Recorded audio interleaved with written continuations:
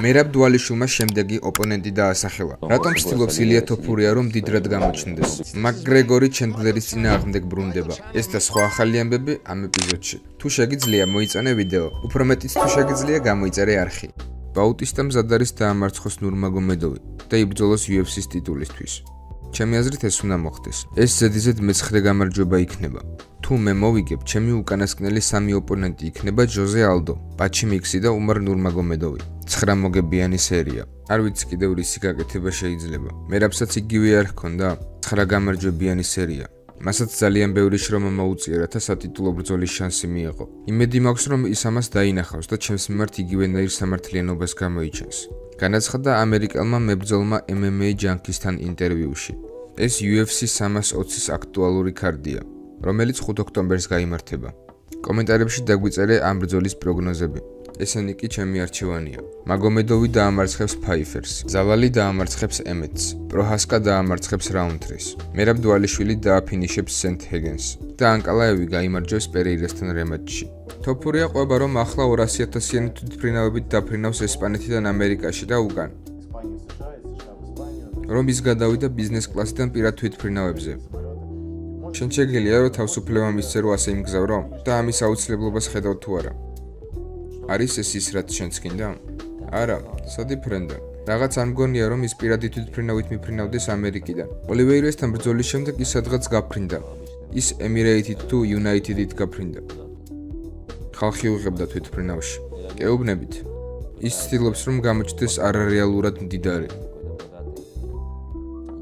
არ მგონია რომ ის ჩვეულებრივი თვითმფრინავით არ დაფრინავდეს.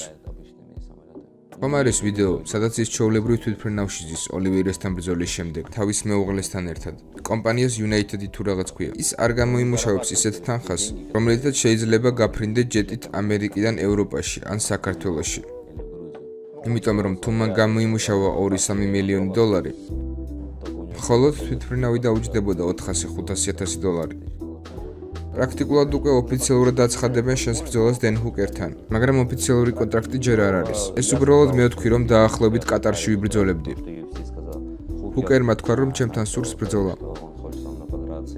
შემდეგ რომელიღაც მედია ინსაიდერმა გამოაქვეყნა ინფორმაცია, რომ მე მასთან ვიბრძოლებ.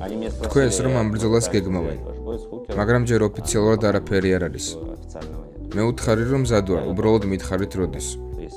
თუ მექნებოდა არჩევანის საშუალება რომ ამერჩია 3 ოპონენტიდან, მე რა თქმა უნდა მას არ ავირჩევდი. უმჯობესია გეიჯისთან ბრძოლა ვიდრე მასთან.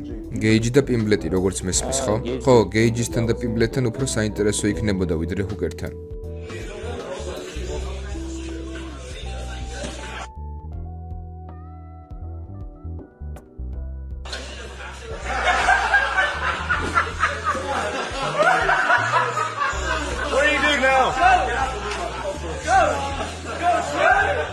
You got your two coach?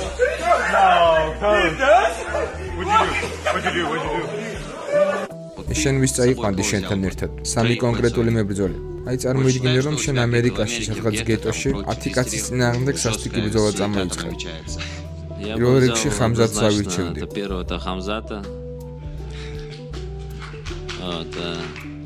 მეორე ხაბიბი იქნებოდა. მესამე კი ისლამი. ამ UFC-ს მებრძოლებს, რომლებიც რეიტინგში შედიან, 2024 წლის შემდეგ ოქტაგონში არ შესულან და წლის ბოლომდეც არ აქვთ ბრძოლები ჩანიშნული. გილოცავ, ჩვენ ვიდეოს შუა ნაწილამდე მივედით. შენი მხრიდან ვიდეო დაალაიქე. მე კი სხვა ამბებსაც მოგიყვები.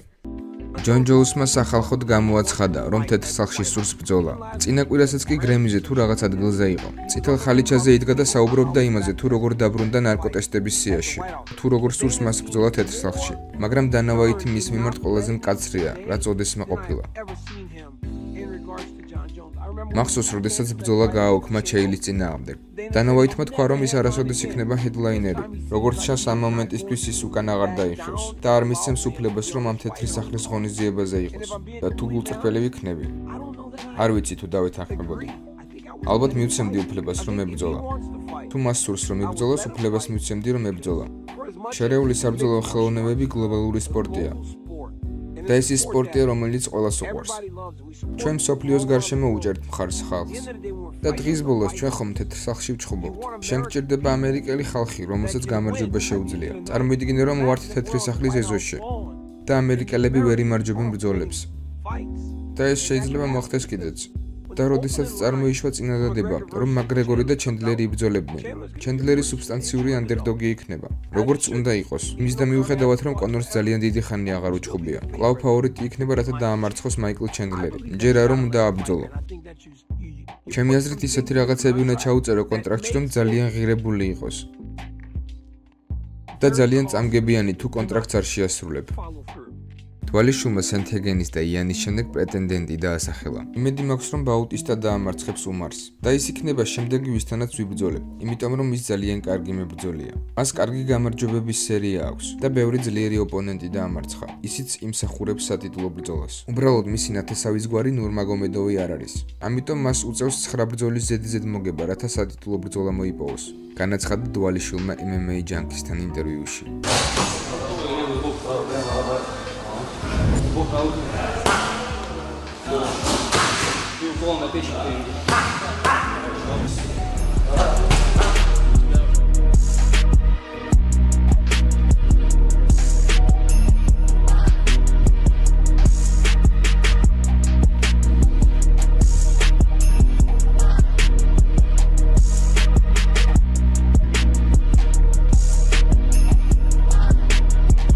Dana White და UFC გამართავენ ბრძოლებს თეთრ სახლში. აი ზუსტად ამ წამს ქმნიან ქარდებს. გსურს რომ იქ იყო? იქ ვარ. იქ ხარ? ვისთან აქვს ბრძოლა? მაიკლ ჩენდლერი. მაიკლ ჩენდლერი და მე. მე და მან Ultimate Fighter-ის შოუ ჩავატარეთ. ძლიერი და კარგი ბიჭია. და რაღაც მინდა გითხრათ, მაკგრეგორი აღელვებულია დაბრუნებით. ველოდები თუ არა რომ ეს იქნება უამრავი განათლებებით შოუ. ისეთი რაღაც, რაც აქამდე არასოდეს გვინახავს. რა თქმა უნდა მინახავს UFC. გასაოცარი UFC-ის ბრძოლები ყოფილა, მაგრამ ტრამპი გუპირდება რომ ეს სხვანაირი შოუ იქნება. იქნება თუ არა ეს ასე. რა თქმა უნდა, ერთი რაღაც არის ნათელი. დაელოდე მოულოდნელს. როდესაც ყავს დენა უაიტი და დონალდ ტრამპი, მათი პრომოუთერული ტვინები ერთად. ელოდე მოულოდნელს. არაფერია შეუძლებელი ამ ჯენტლმენებისთვის. ეს იქნება განუმეორებელი შოუ. რა თქმა უნდა, როგორც კონორი ამბობდა წეგან. კონორს და მე ისტორია გავაჩნია. მონაწილეობა მივიღეთ Ultimate Fighter-ში. ESPN-ზე 12 კვირა ვიყავით. ის არის ის ოპონენტი, რომელიც მე მსურს და მე ვარ ის ოპონენტი, რომელიც მას სურს. რუსულ მედიაში ვრცელდება ვიდეო, რომელშიც არმან ცარუკიანი თიშავს მოწინააღმდეგე ზუსტად ისე, როგორც ილია თოფურია თითქმის გათიშა ჰერბერტმა.